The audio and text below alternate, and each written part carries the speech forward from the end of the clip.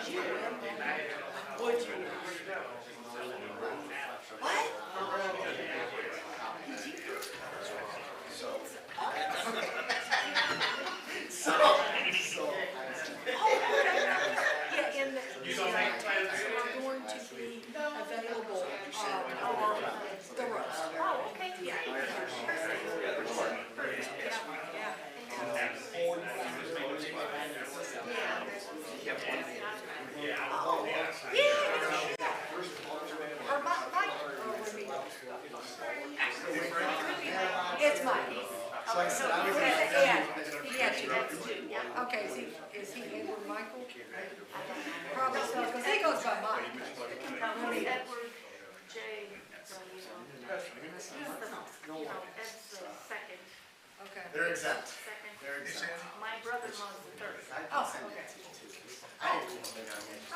Frank Waite's my brother.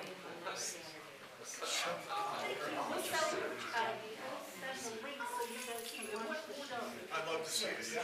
Well, it should be on the Channel 5 station. I'm in the way. Okay. I'll check it out.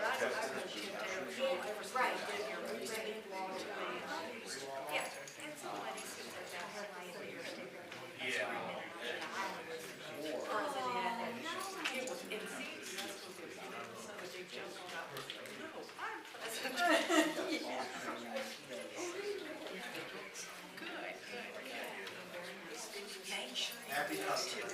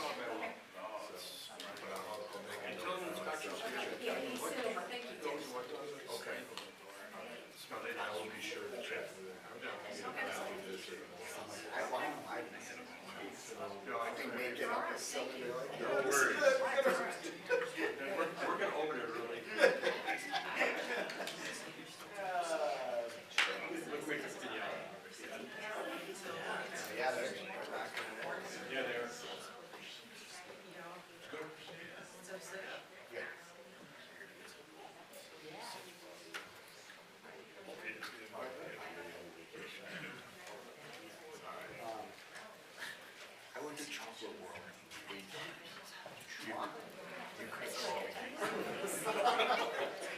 Chocolate world. Hershey. Oh, But, so they rope you in, it's a great concept. They rope you in, it's completely free. They run this little ride where they like take you around, show you how chocolate tastes.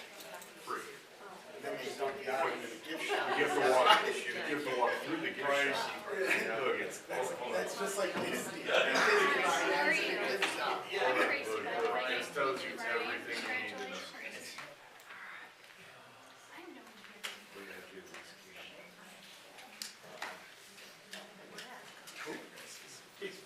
in school. It tells you He did everything. good. Tells you everything you need to know. That was good. With that little ride. Go ahead. So, but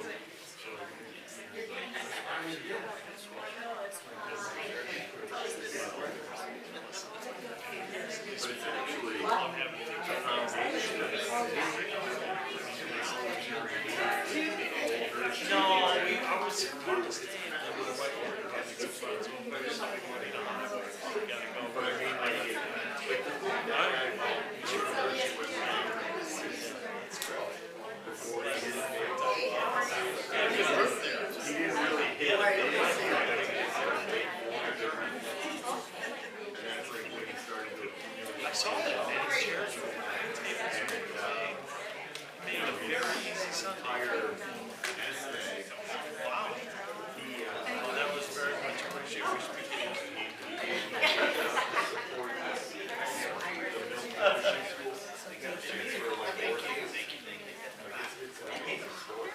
I could always, once it's like, I'll shut him down.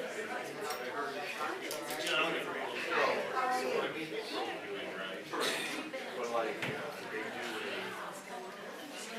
do like they do this trolley. And they get these old timers, you know, but they know the stories. Yes, sir. So I want to send you from me. Okay?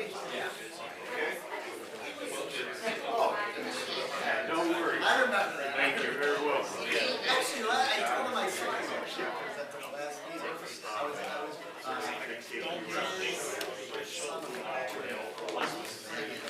shortly after our last meeting. And he's like, stay up roll. And I go, I don't know what I'm going to see today. Oh, yeah, they did. How are you? Good? No? Right, but if you wanted to take that.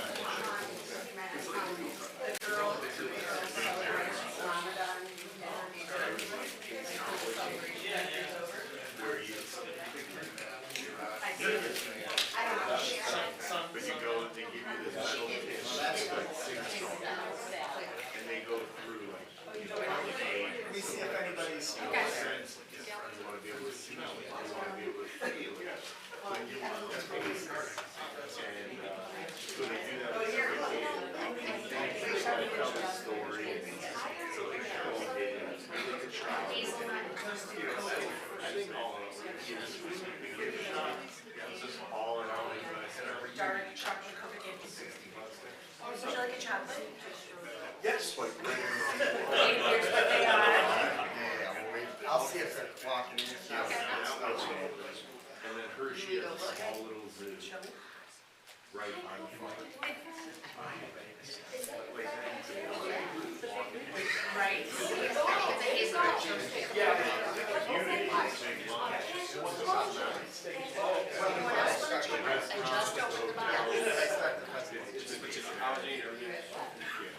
Well, that's where all the, so they have a big medical center, but I guess Hershey's where all the doctors are. Okay. So if you get out of the residential, supposed to get clear.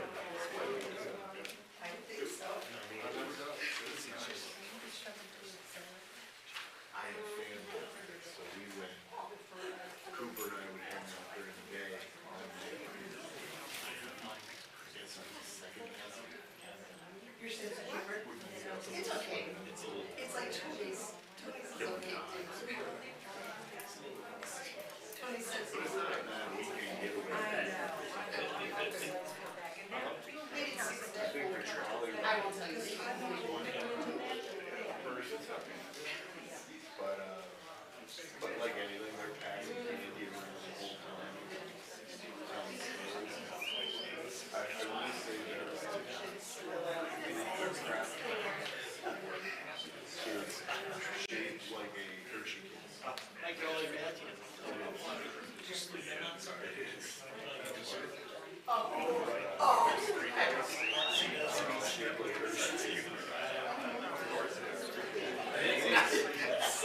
it's just, the story is great.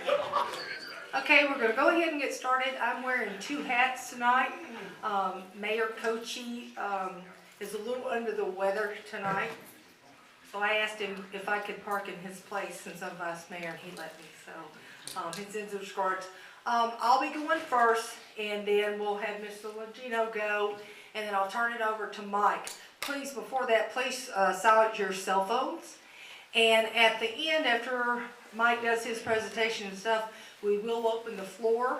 I ask that you do one question, and if we have time, we will come back to you. So we're gonna try to get out of here 8:30, 9 o'clock, so these guys gotta get up really early, and I know some of y'all do too. So, I'm gonna go ahead and start my report. It's Ward 1, and thank you all for coming. I'm gonna start out first with the, talking about the Greencroft area. Chris, I see you back there, so I know you're concerned about, things still being open. They do have to come back. They're done with the cover. It was a big job. And they had to run new water lines and a lot of stuff that set them back. So they're coming back. They had to wait what it said. They're going to come back. You've noticed how bad that the Greencroft area is with the potholes. Andy's had called me and stuff. So hopefully in the next couple of weeks, that's the reason why that things is still open to bring the big trucks, and our service department, and Clint will go over there a little bit, is still deciding what we're going to put at the end of things. I asked for big, huge cement planters because I get so sick of picking up trash under where the trees were and stuff. So these guys are going to make a good decision, but it will be closed as soon as it is possible. So don't worry, I know. And Mike, while I'm on that, there's been I don't know why, Maple Heights bus has been coming down things. I don't know why Maple Heights is coming down things. So that's, I was gonna do my report next week, but I got the floor right now, so I was gonna talk about that. But, so they are working on that. They did, you've noticed that they planted the grass, and the area where they replaced looks very good. But yeah, we have some rather large potholes, sinkholes there where they were doing some work, but that's going to be fixed. So, at least one thing about that, it has slowed down a little bit of the speeding that's going on Greencroft, because they go real fast. And I guess y'all did notice we did have two pretty bad water main breaks, two of them at the far end of Greencroft, and one where the new build is. So they're still working on that, so still got some construction going on, so hopefully the next couple of weeks that that's going to be solved. So good things coming for Greencroft. Excited about the new build. It's a beautiful home, and there's a few complications going on, so that'll be going on pretty quick. Let's see. Water main break. Also, there's water main break on Tudor. Water main break on still working on Flora. So bear with it. This at the end of Tudor, they'll be getting that work done as soon as possible. Let's see. Oh, some exciting news. Let's see. There's Mike down there. I'm going to talk about it a little bit. Taft Park is going to get done first. But there will be ground movement, some stuff going on. I've worked for 12 years trying to get the Greencroft Park new equipment. That has been, and Mike can tell you, I've brought all kind of information with grants and all kind of stuff, because that park does get used. Our parks are very, very important to our city, and Bob and Mike, thank you guys. And we kind of had to look at the worst end. When we do get grant money, we had to look at the worst ones. Well, Greencroft was one of them. And I was so glad they finally removed that old metal slide that I called the death slide.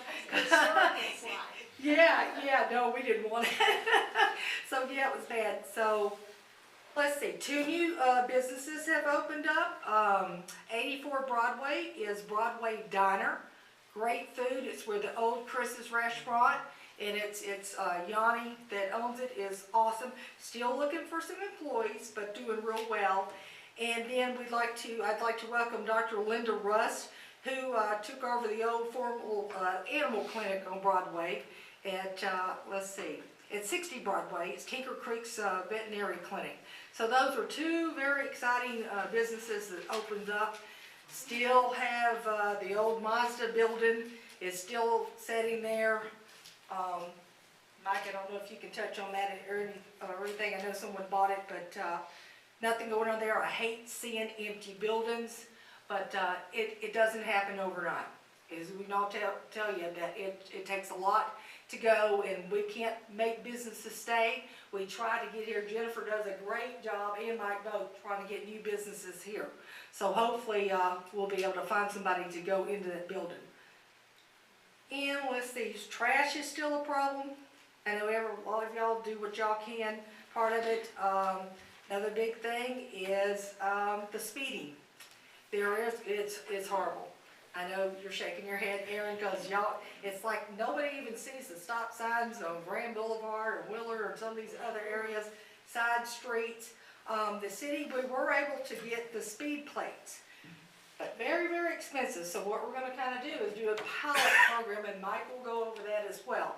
A pilot program, and our chief, they kind of did a little study to see, okay, where do we need these? Where is the most high speed or the areas of the problem? So there's one to each ward. I beg for one to be in front of my house, but I don't know if I have that kind of connections. I'm just joking. Because I wish I had $1 for every person that passed that, didn't stop at that stop sign. So it's a speedway, and I worry about our walkers. I worry about the kids. I worry about a lot of people with all that. And people, it's such a meme world now. Let's see. And I'm going to talk about a little bit, because I know y'all see me all the time. I get out, Annie, and in my ward every day. I had someone ask me, why didn't I have a page on Facebook, or why didn't I do this? Well, I can tell you right now, I've lived in a couple cities here.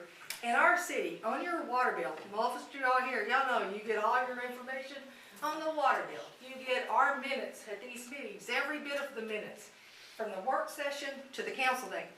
They're out there. So I'd rather be out in my ward talking to my residents.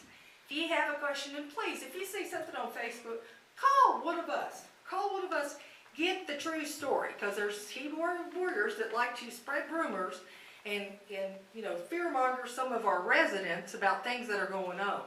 There is some things that we can't talk about behind but it's for the safety of our city, and it's to keep businesses coming and stuff. So with that said, I am going to yield my time, as Mr. Longino says, and I am going to turn the floor over to him. I'm going to be short like I normally am. My chief of staff told me to make it short, and I know you're probably thinking, you got a chief of staff? But one of my favorite shows was The West Wing, and the presidents told another guy, he said, you got a person that's smarter than you, that you trust with everything, you make them your chief of staff. So that's Miss Glazer there, Chrissy Glazer. So she never holds any words. So I made notes the old-fashioned way, and then I also got them on my phone. Right? So I just wanted to say, back in January, it had been a year since I was sworn in, so I gave myself a letter grade, as I normally do with people that I'm training, and I gave myself a C. The mayor said I should get a higher grade. He's not here, but if he's watching, thank you, Mr. Mayor. I figured it would take me a year to learn the job, and as some of my mentors told me, just learn the job. Don't try to think you know so much and try to do too much. Sandy always told me, make sure you answer your emails, return your calls, something that I always do. I make sure that I always answer. You might not like what I have to say when you ask those questions, but I do give you an answer.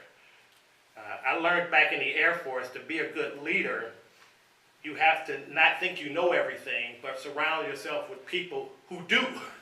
So and so as Mike can tell you, he's on speed dial, and I know I aged myself by saying that, but I call him all the time. Deputy Chief Rick's not here, he can tell you I call him all the time. I guess I need your number. Start calling you. But I will say this, that some things are going to be the same. They just are what they are. I haven't been able to stop speeders on your street, but I'm happy to say we have a traffic division that's going to start Monday. It'll be starting this Monday. So remember that traffic division is gonna help speeders. And if you live here in town and you live on that street that they're on, remember, you're not immune to getting a ticket as well. You know, and this is a person that's a police officer. So I've also had neighbors with loud music. I haven't been able to stop all the loud music with the neighbors, but I have been able to talk to people and just talk to them about giving each other respect. And I had a situation where this guy does competition, so he calls me if he has an issue. We take care of it. I call the pastor on my street because he has little kids. So one of those things like that, you know. I learned a lot in 2024, my rookie year, but I also know you can only be a rookie once. So the next 3 years, I'm looking forward to helping Ward 6 and the city of Bedford. My wife always tells me, you're in a position of government, so you can't bring religion and government together. But I always say I have to fall back on my word when I'm having issues with myself. So I thought about Philippians verse 2, 3, and 4, and it said, do nothing in selfish ambition or vain conceit, rather in humility and values for others above yourself. Look not for your own interest, but for the interest of others. So that's one of the things I thought about in this position. A lot has changed since I stood up before you last year. I lost my mother-in-law, I lost my mother, and I lost my older son. So I've had all those things, but all three of them were proud of me, and I'm happy to say that, and they all would have said, well, I'm not going to use some of the words my mother would have said, because she had a mouth. So she would have said, just keep moving. Like I said, so now I'm going to my notes, which are, if you could read them, they look, you wouldn't be able to read them.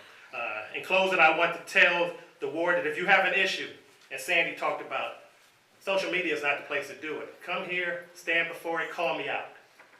Tell me I'm not doing something. And then I can let you believe for a fact that if you call me out here, it'll be taken care of it, or my attempt to take care of it. I'll make an effort.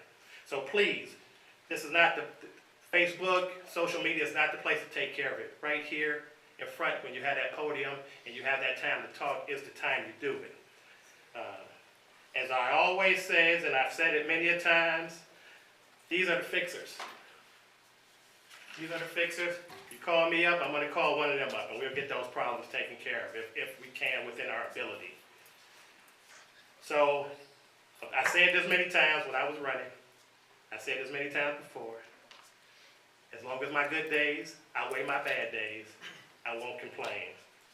And so far, my good days have outweighed my bad days, so I'm not going to complain. Thank you. I yield my time.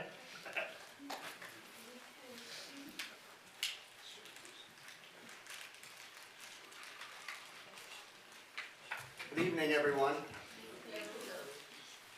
I will try to be brief because we want to open it up and obviously hear from all of you, questions, concerns.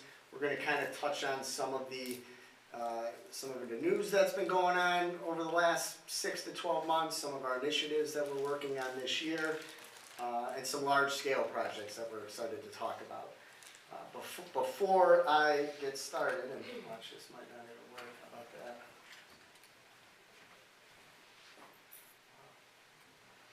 Guess it isn't going to work. We'll do it the old-fashioned way.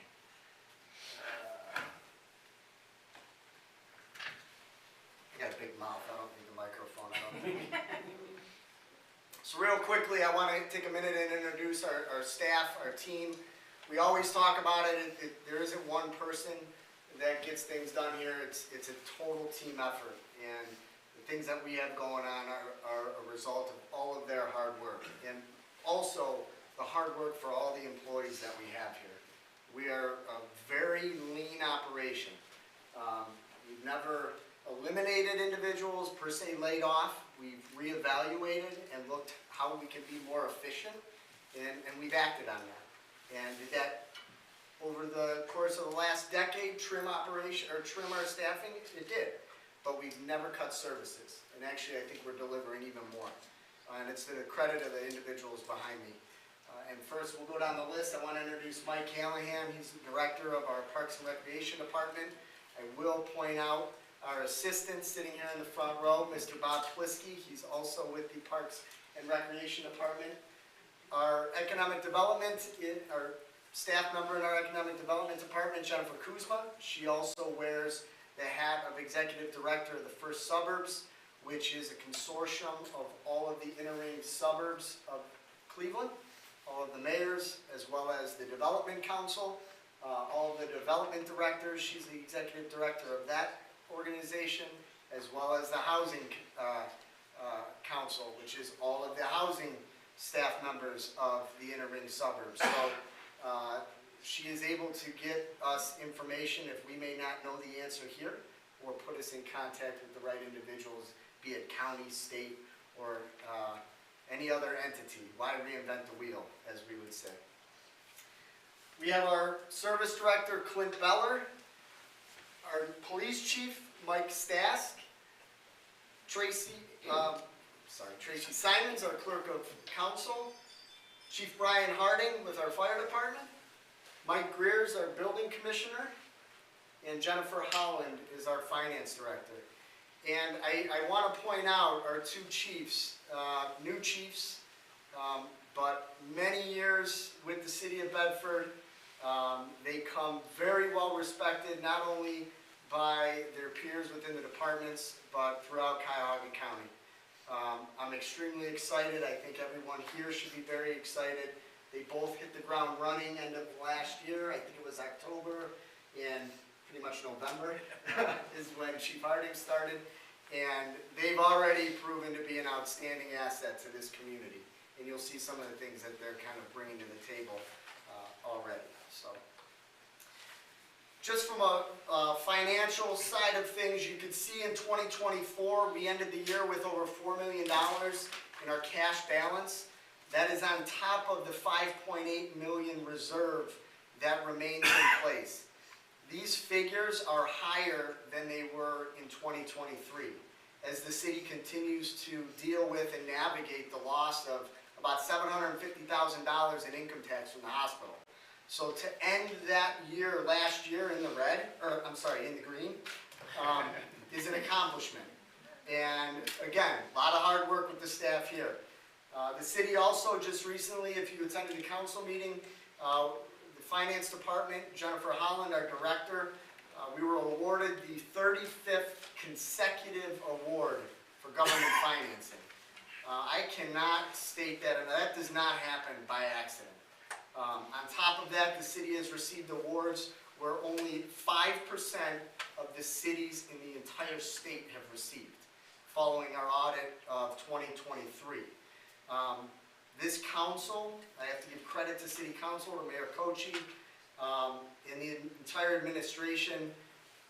We've proven, I think they've proven, that we have been very fiscally responsible with the public's dollars over the last 12 years that I've served in this position, and have had the honor of working with the staff behind me in City Council. That doesn't say that we're going to look at our operations. If there's a smarter way to do things, we'll change. If there's a more efficient way to do things and save money, we'll do that. I will use one example, and it was a very, I should say, kind of emotional and touchy topic. But years ago, we were talking about reducing our senior van service. And that was a hot topic for those of you that don't recall. And we talked about why we were doing it. We could believe we could provide a better service to all of you, and we believe we could do it at a fraction of the cost. And I have to thank City Council for supporting the administration's recommendation. We did that. Right now, our radius is expanded. We're able to take people to their doctor's appointments further than what we could do before. And we are probably spending, following grant awards that we received, it's probably costing us less than $20,000 to do that service, if that. It was costing us north of $85,000. So, you know, we don't bring these ideas to the table unless we truly believe that we can operate more effectively and more efficiently. So, moving on, some of our news and initiatives. You can see this very first item. It's our big news. It's the former hospital site. Some of these, actually, there's just going to be 2 slides. Those of you that attended the meeting a couple of weeks ago, you're familiar with this.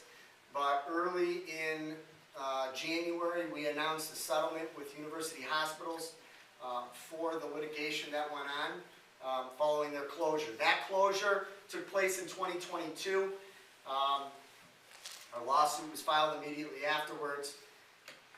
There obviously was some damage, some significant flooding, for those of you that are not aware. That took place in 2023. It really caused litigation to be put on pause. Those continued, and we ultimately came to a settlement agreement. That settlement agreement is the city will be taking ownership of that entire site, which you see the green, the red, and the blue. On top of the ownership, we'll have 0 deed restrictions on future use.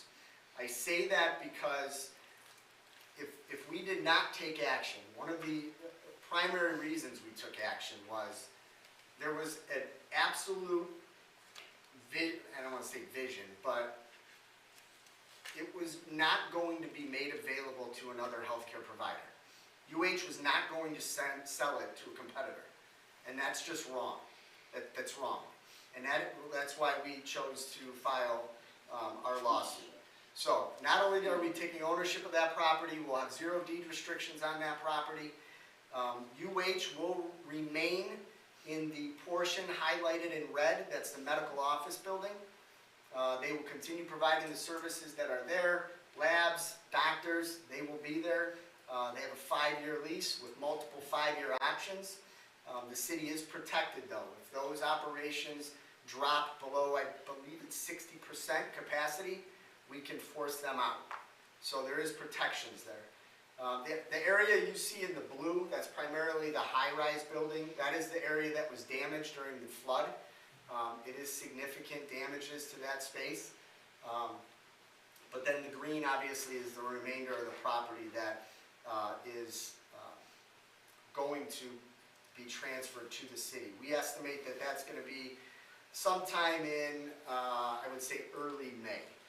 What we did also included in that settlement agreement is UH has to pay the city $2.1 million. That money will be placed in a separate line item, a separate fund, to be used towards possible programs or assistance with the redevelopment of that site. That's really what we're aiming to do. And you can see we did release early this month a request for proposals. That document, which is published on a landing page on our website, that was sent out personally to hundreds of developers, hundreds of builders.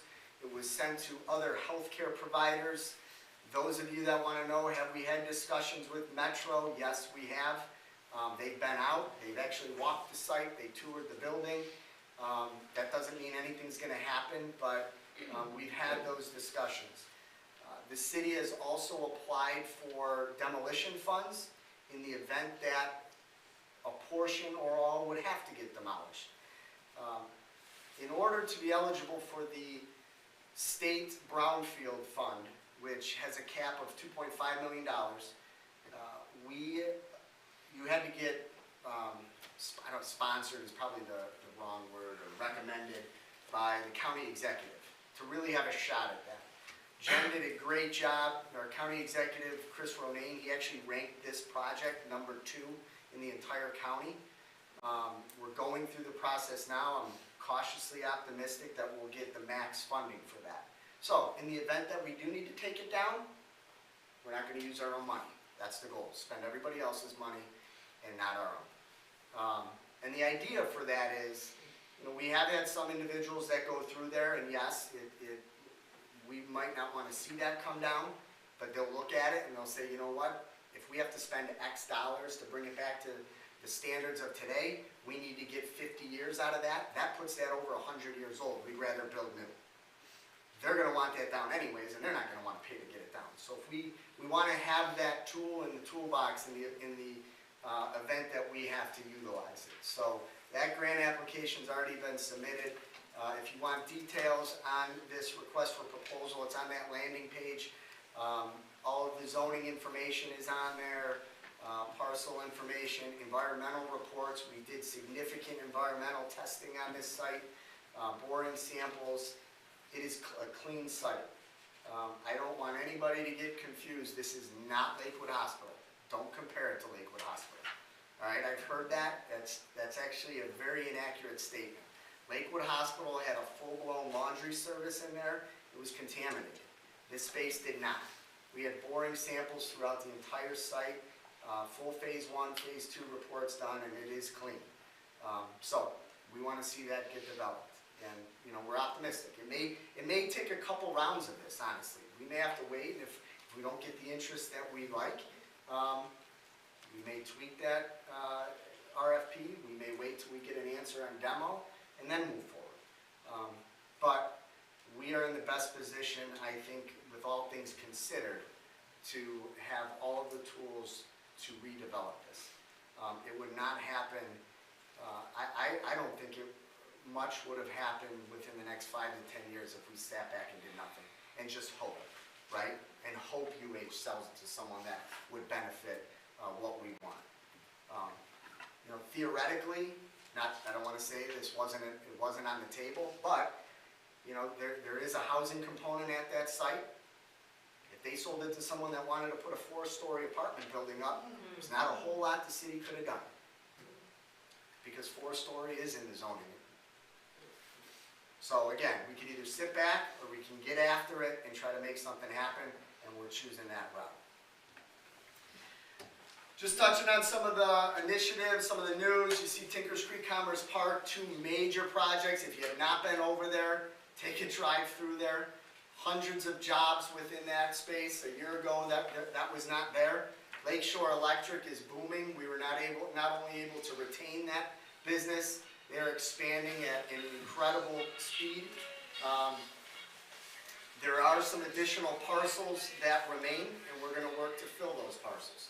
So we're very excited about that. The former Lakeshore site, their building, which was located on Willis and Taylor, right next to Viaduct Park, that actually was on the market for less than a month. It's already been purchased by a large brokerage firm that has plans for that space. So Jen has been actively in communication with them over the last 10 days, and hopefully we'll get another business at that location.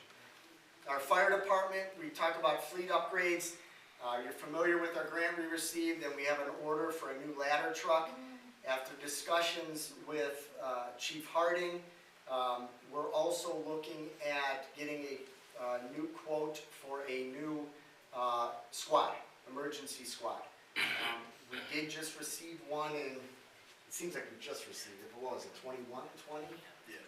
Yeah, 2020, but we're going farther. Miles are adding up to that. So we're going to shift our focus and reallocate some funds that were budgeted for other uses, and we intend to present a proposal to council, which we're hopeful will get approved for the purchase of a new squad this year. I also want to commend Chief Harding.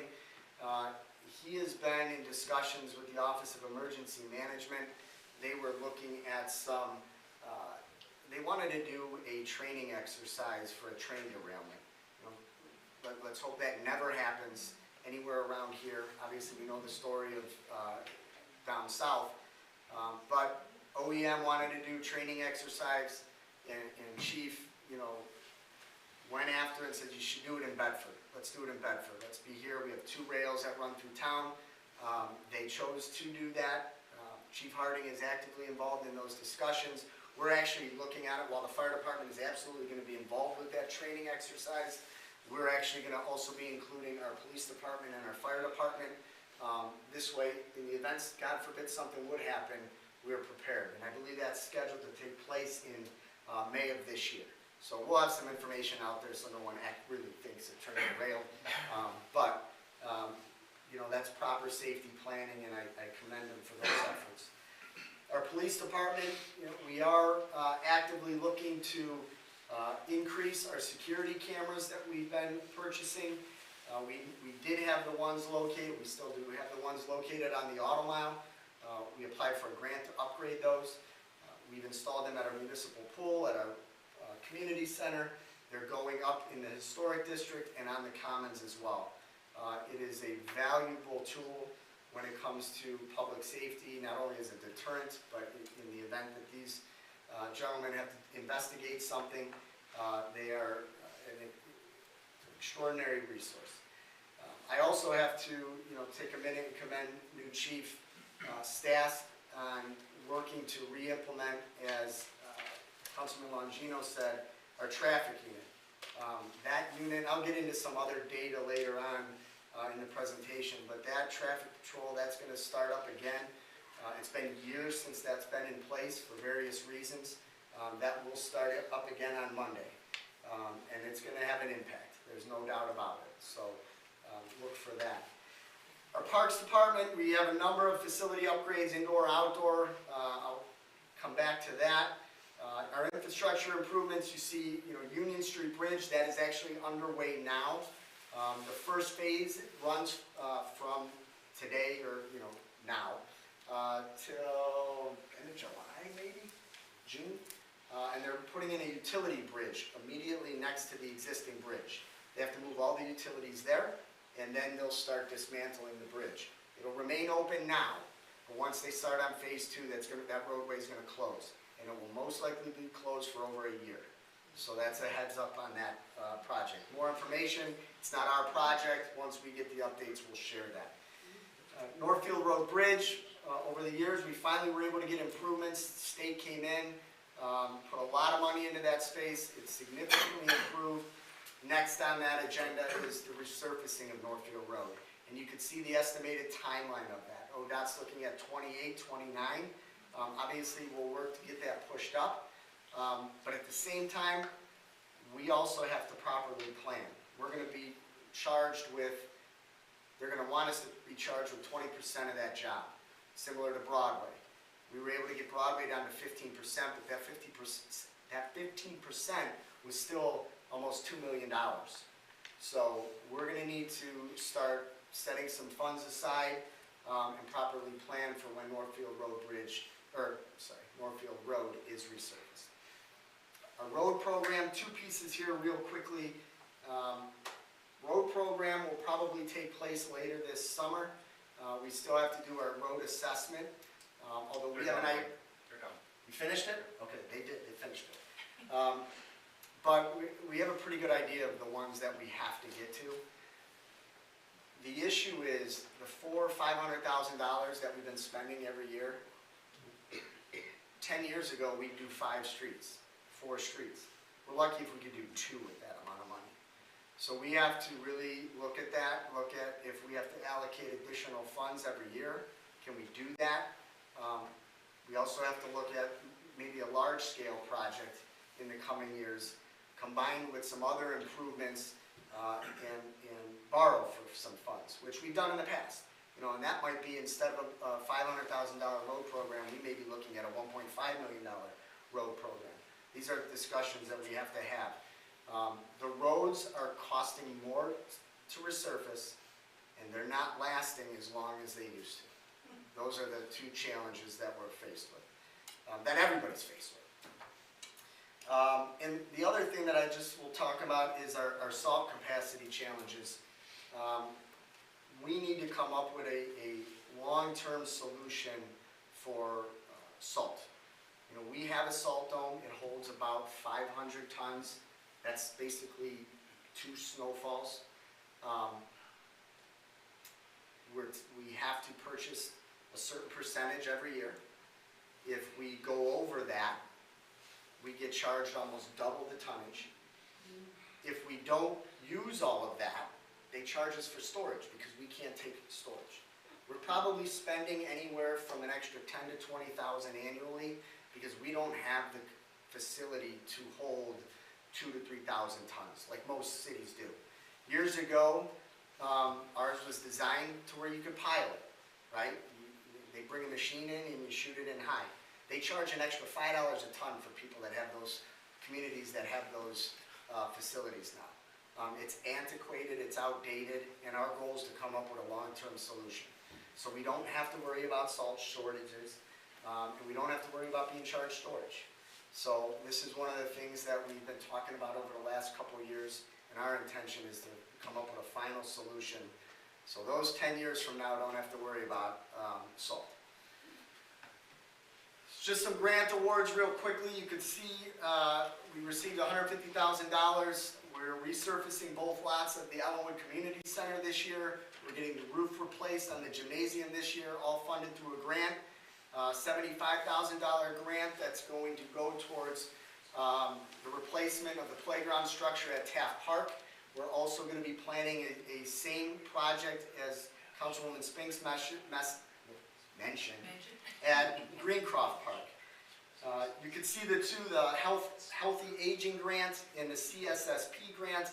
It's almost actually 200, I think actually it was almost $220,000 when it was all said and done through the Parks and Recreation Department. And Mike, do you want to mention specifically what those funds have been used for? Sure, thank you, Mike. CSSP, Community Social Services Program, is one that we wrote for in 20 and were awarded 21, 22, and then a renewal 23 and 24. That's a program through Cuyahoga County Health and Human Services dollars, and so those are county levy dollars that prior to we weren't able to tap into. So we were excited to add to senior programming and really reduce the cost on many of our programs down to being free for our seniors. And there's three buckets that the CSSP covers. It offsets some of our cost of transportation, partial reimbursement, per trip, and then also meals, congregate meals, which we do 2 to 3 a month, and a category called adult development, where those are exercise classes or crafts, other activities. The goal is just to bring seniors into Ellenwood Center safely, in a congregate setting, to really add to vibrancy, and quality of life. And then because we were CSSP recipients, the state of Ohio's Healthy Aging Grant last year, and this was really substantial one-time funding that came through via the county to those who were CSSP recipients. And that was at first an additional 120,000, and then there was another 20 added on top of that. Went to very similar type of programming, but with that was like one-time dollars, so we were able to do some really special things at Fresh Fork Market, other exercise classes, trips, senior trips, and equipment and services related to that. So, Thanks, Mike. Also, you see on here, we just recently, 2 weeks ago, we were awarded a grant through county planning to do an update to the citywide master plan. That will entail public meetings, so look for that information. We will want the public's input on that. So we're excited to finally have that updated.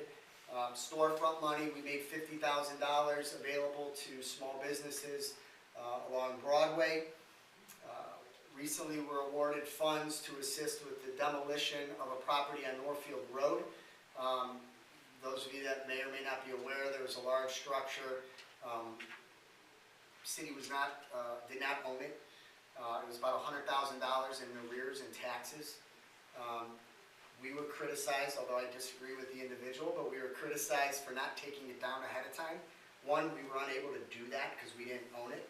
And two, it was about $60,000 to tear it down. We were patient. Sometimes it's about being patient, but we were fortunate enough to where the county stepped in, they forced the foreclosure, they took ownership of it. It now put us in a position to act and tear it down. Jen was able to secure $45,000 to take that structure down. So it will get cleaned up, and it's going to get cleaned up for very minimal cost to the public. So we're excited about that. You can also see some of the other grant awards. But just as exciting, I think right now, and that's actually low, I think it's close to $3.5 million that we currently have submitted in open applications for grants. So we're excited to see some of that if we're fortunate enough to get awarded. Talk about quality of life items. We are working with the Land Bank often. They're a huge partner. They help us take down properties that need to be taken down.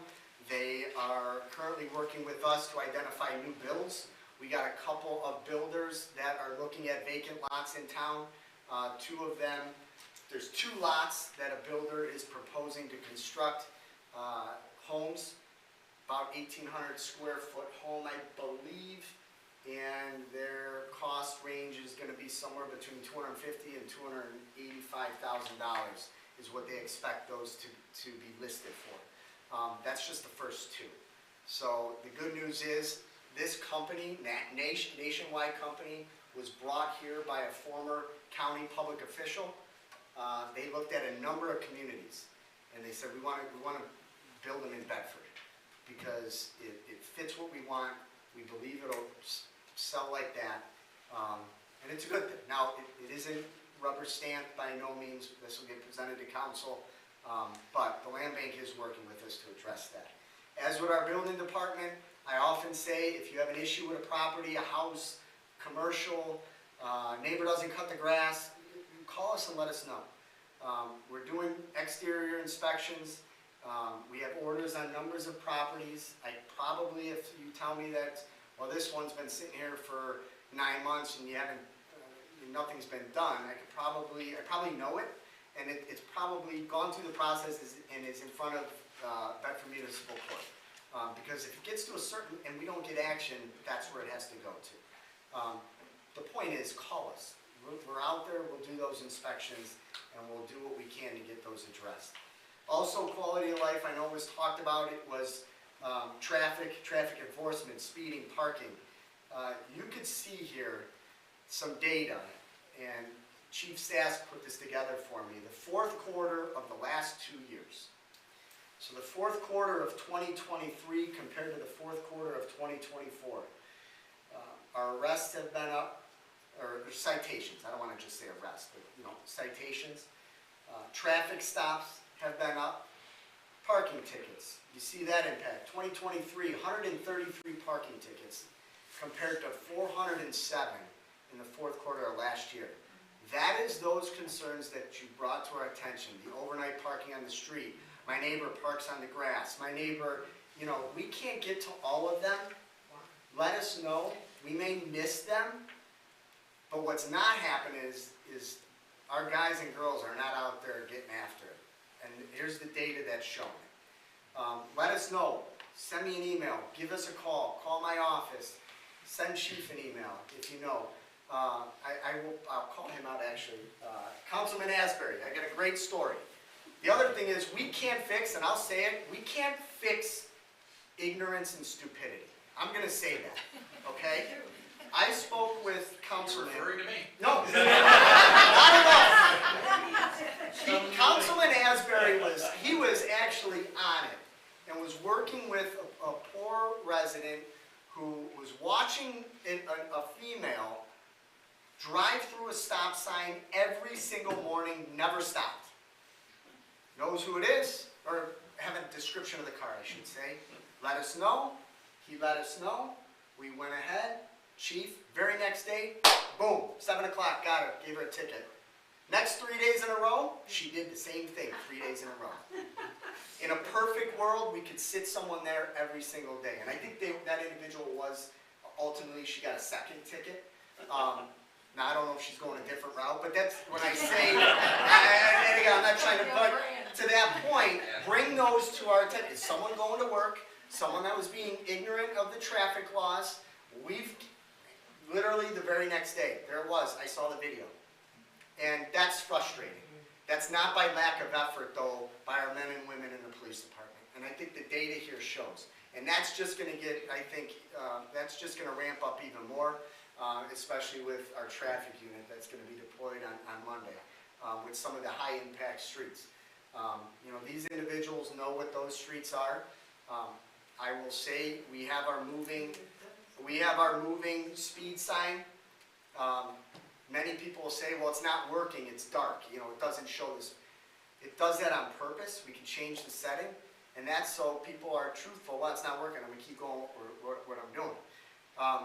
Now, I will say, sometimes we'll get a call, and this isn't accurate streets, I'm making this up, so don't quote me on it. Archer, they're flying down Archer. They got to be doing 50 miles an hour, and we'll check it. In the morning, there's a couple that do go up that high.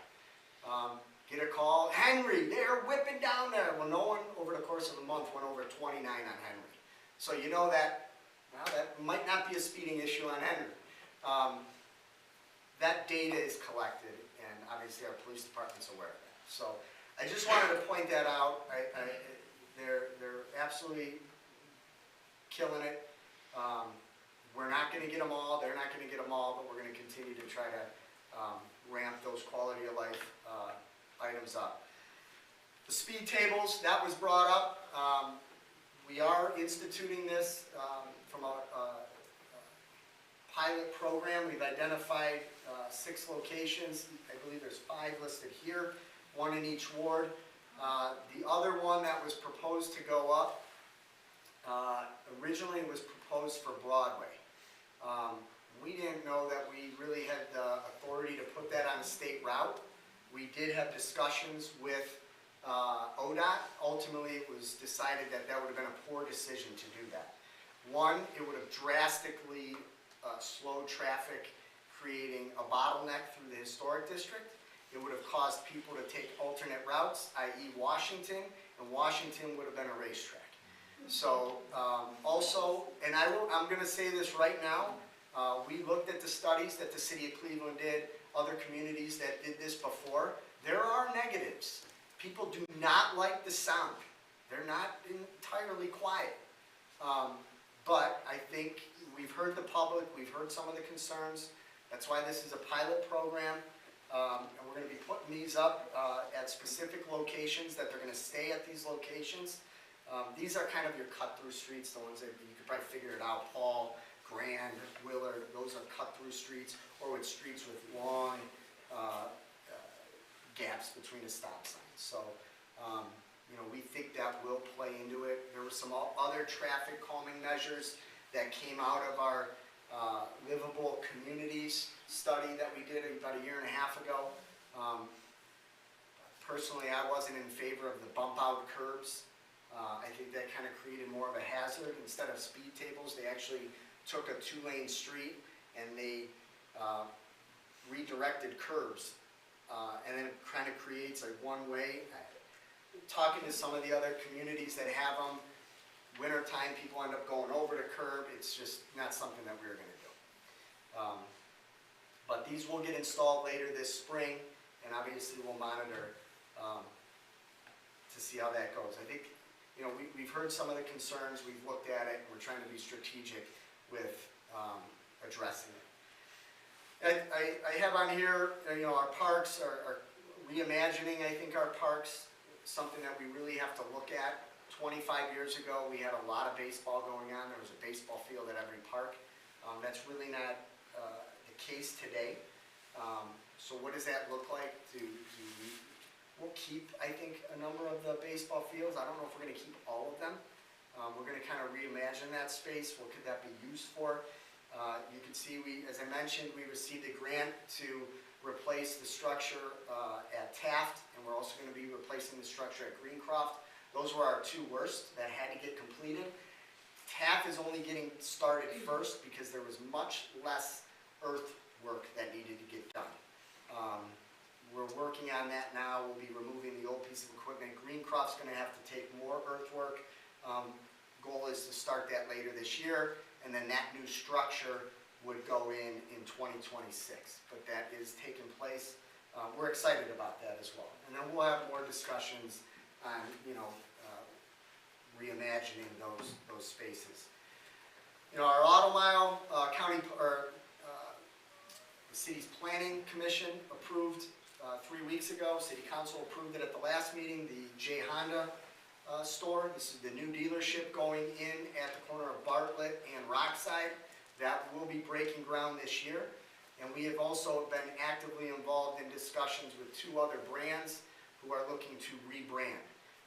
Rebrand means, you know, they're tasked by the manufacturer to upgrade or update to the current brand. It costs millions of dollars, a lot of construction dollars. Obviously, that's a great thing for here, for our community. And we're hopeful that those 2 will make a decision to do that. The decision will be made this year. Most likely wouldn't start until next year. But it also solidifies them here in Bedford. And that's obviously one of our goals. Those tract dealerships are our largest employer. Our Livable Community Initiative, this is, for those of you that don't know, we did the study, how do we work to connect a number of our assets in town, if it's the Metro Parks, our downtown, this facility, the library, our community center, a lot of input from the public.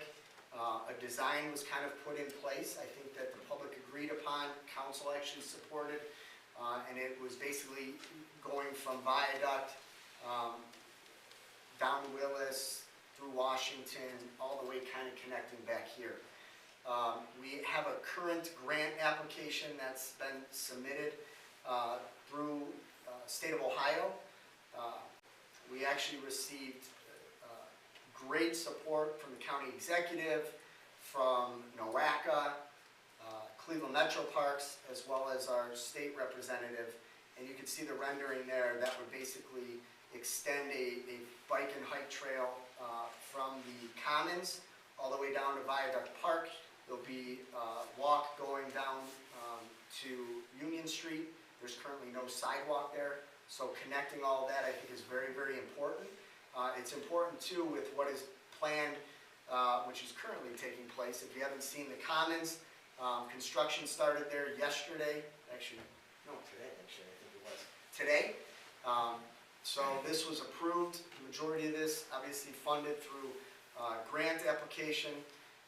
This will be completed. Substantial work will be done by June. It won't be officially opened until August. The swing structures, the pavilion structure, those will be arriving towards the end of summer. But this is currently underway. With combining this project combined with what the Cleveland Metro Parks is going to have in store for Viaduct Park, I think are just two great assets to bring more traffic into downtown. And that's the goal. So it's something we're very excited about. Wrapping up, you can see, obviously continuing our partnerships with the land bank is imperative, especially with new construction opportunities. We want to finish building out Tinkers Creek Commerce Park. It's hundreds of jobs that have been there. That's a lot of income tax dollars here. The trail that we talked about, for those of you that don't know, the Bedford Reservation actually was working on updating their master plan, which is exciting. And also we have, for those of you that have been following council meetings over the last 2 years, we have a huge undertaking with the wastewater treatment facility. The Ohio EPA has kind of been pushing for major upgrades. We've pushed back on a lot of that. We've done a number of studies, what are called that NFA. That is called a no feasible alternative study. I think some of the things they want us to do is not feasible. But you can only push the Ohio EPA so far.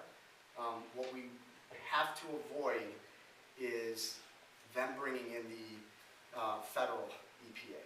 That's what you don't want. So our goal is to come to an agreement with the Ohio EPA on some long-term improvements. They want to see hundreds of millions of dollars invested over 10 years. That's not possible. The only way to do that is to affect rates.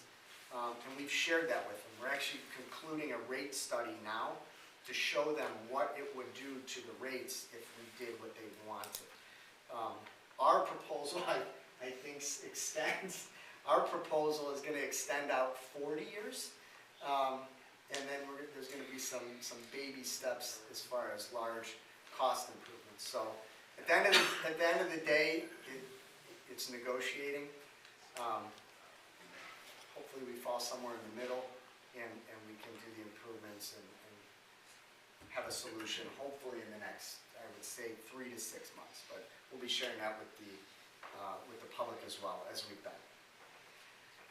So that's it. I try to be quick. Sorry. We'll kind of turn the light on here so some of us, I don't get sleepy eyes. And we'll kind of open it up for Q&A. Typically, we kind of go back one side of the room to the other. Question, if you have a question for an individual staff member or something we talked about here or not included, that's what we're here for. Anybody? First question. Okay, my question here, the Union Bridge is in Ward 3. Let's see. The bridge was part of the WPA depression work. If the Metro Parks could use them for the season building or put them into Triangle Land, they're talking about the stones from the bridge. What's going to be done with those? The state or the contractor will obviously, they're going to take the stones or repurpose the stones. We can't keep those stones. We did try to have a similar bridge built. They would not do that.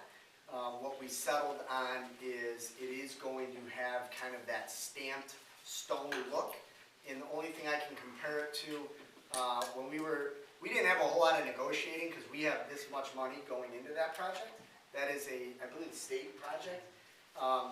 But we pushed hard to have it mirror that stone look that it has now. So those of you that driven through Glen Willow, you know that little bridge that they have there, and it's kind of stamped stone. It's not real stacked stone, but that's what this is going to look like. But Okay. what they do with the stone, I don't have So they control. couldn't put them like in the Triangle Land where they tore down the podiatry's office, the podiatrist, Padalis. This person is basically saying history should be preserved. Yeah, we don't have control over what the state does with those materials. I don't know what was involved in that bidding process, if that came into cost. I don't know that. As far as the Padalis site, we're working on improvements to that site as far as we're receiving quotes for concrete repair over there, and then that will be long-term. That's going to be landscaped and beautified, that triangle. There's nothing else going back on that No. property? No. What about the moon glow then? We can't do anything with the moon glow now until they're finished at this site, because there's going to be a temporary utility bridge, as I mentioned, going in right next door. They have the right of right-of-way to construct that. All the utilities, water, sewer, electric, I don't know if gas is, don't quote me on gas, actually runs in the roadway of Union Street. So before that bridge can be demolished or taken down, they have to redirect all those utilities off to the one side, which is they're going to construct what they're referring to as a utility bridge. So there's nothing that's going to be able to take place on that corner right now. Once that's done and all utilities are successfully relocated, the current bridge will come down and they will build a new bridge. That'll take about a year. Once that's done, then they will move all the utilities back, and then that utility bridge will be removed. We're not going to actively, obviously we're going to wait for Metro Parks and our projects to take place in downtown right now. You know, we had someone looking at that site initially in 2020, right before COVID. They owned, I think it was 2 or 3 other locations. They were going to construct a facility there. Obviously, things changed. That didn't happen. As we negotiated with the state regarding the Union Street Bridge, it makes no sense for us to market that property or all the land across the street in front of, we need that project to be finished. It's going to be closed for a year. Ideally, there's been some discussions of the large stretch on the corner there, closer to Taylor, is establishing kind of like a park and ride lot. So individuals can come there, park, get on their bike, and get on a trail. Right now, Taylor does not have any walks going up. That's why part of this plan is to establish a walk, establishing the trail going into downtown, establishing the trail to go to the Metro Parks. I think we've been successful in some of the grants because Jen was able to acquire data. There's hundreds and hundreds of thousands of people that go through the Bedford Reservation every year. If we could get, and I can't remember, I know I'm not going to put you on the spot. 10% of people to spend $10. Yeah, the data that we presented in some of these grants, we get 10% of those visitors to the Bedford Reservation to come into downtown and spend $10. It's like millions of dollars into town. That's how many people come to the Bedford Reservation, and there's no connectivity. So it's important. You know, that's a huge, we've always said that's one of our greatest assets. Well, how do we tie into that? So, but the Union Street Bridge is a huge lift. We don't have a whole lot to say in that construction. It's not our project, it's not our money. But we did ask them, we want it to look somewhat like a stone bridge. And up top, it's going to be. I will say the other thing that Clint and Sean were involved with, the walkways on both sides will be wider, and they're going to be more conducive to pedestrians. The current sidewalks on both sides of that are very, very skinny. So they will be wider and safer.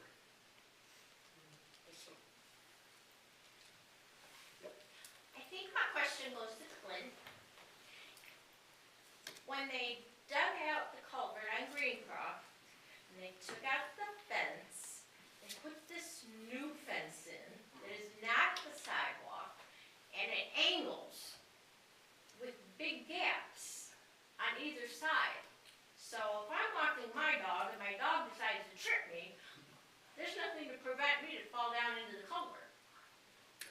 Well, the fence is blocking the culvert, but the grass is slanted that way. It will be grass, so worst case scenario, if the fence will catch you eventually. You might fall. I didn't design that. That was designed by our engineers. So. We'd I have, don't want to be the one landing down there in the creek. yeah, we'd have to look at that. I know I did skip over that briefly. Councilwoman talked about that. There is restoration work that has to take place over there. There is the manhole, I think, is it the, or the? There's a manhole in the middle of Greencroft that still has to be lowered. Manhole that we believe needs to be lowered. We also know, I will say, Greencroft Road, that's one of the ones, while it's not on our road program, I don't think this year, we know it needs to get resurfaced. That's our plan. It would have been absolutely irresponsible to resurface that last year or this year before this culvert work was done. So the culvert had to take place. What we did under the culvert, when that was taken up, that section of the water line was replaced, because the plan is eventually we'll replace the rest of the water line and then resurface the road. But you need to start and address those things underground before you redo a street. So it is on our list. It'll be sooner than later. But there is restoration work that still has to get done. And we still have to close that roadway. I promised. Promised that would be closed again. So. Thank you. Yep. You're gonna shut down Greencroft where you do the repaving? I mean, down where they do construction, where we have all the chuck holes? Will the whole road get closed? No, just where you did the construction. You know, it's a lot of chuck Oh, holes. we'll be out to address potholes in that. I will say that the asphalt plants aren't even open yet, so we can't even get out to do that work now. Yeah, I wanna know, are you gonna shut down Greencroft like you did January 14th up to the 2 Like weeks? where the culvert area is, Yeah. Mike, where Because the we had to take construction. lanes down to Waterbury. Yeah. And that's like driving on Waterbury, you come out better driving on the moon. Yeah. It's bad. No, we won't have to close that roadway to do the improvements. No. I only left the house when I had. Yeah, we shouldn't have to. No. I saw a hand over here. Mike, wasn't the Metro Parks gonna build a bridge from Viaduct Park to the main park? So that's what we intend to do. There'll be a grant application that's kind of next. First we're connecting to Viaduct Park. The park committed to constructing a Four Seasons facility at Viaduct. So they started an initial cleanup of that space late last year. There's gonna be, I believe, later this year, they're gonna extend trails throughout Viaduct Park, kind of to get you closer over to the waterway, further down Taylor.